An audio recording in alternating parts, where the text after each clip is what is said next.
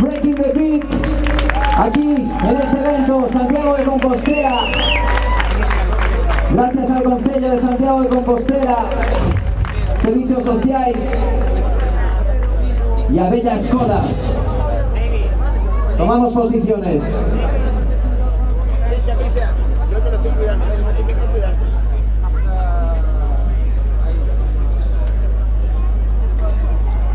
Pero no son 3 jueces, son 4 jueces. Quiero un fuerte aplauso para Vivo y Nico de Flavor Brothers Clan.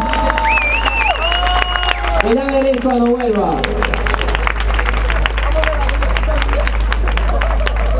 Ahora sí.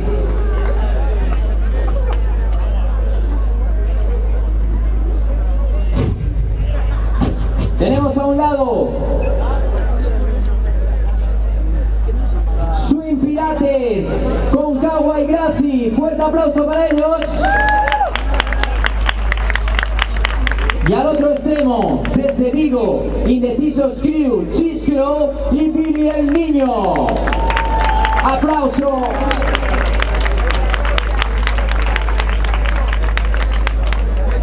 Ok, tomamos posiciones porque esta es la final. Aquí se decide el ganador del Breaking the Beat por ese primer premio. DJ Crow, ¿cuántas luces te veo alrededor? ¿Estás preparado? Suéltamelo cuando quieras. Toma tema de final.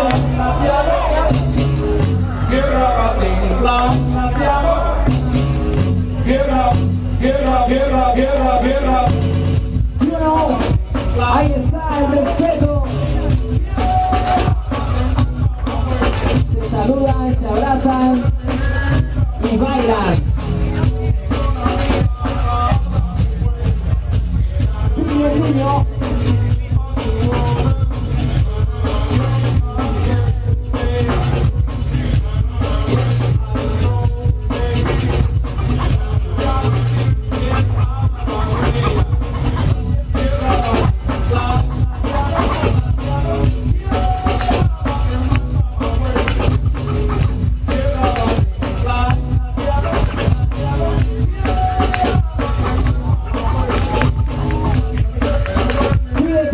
Vivo y Graci.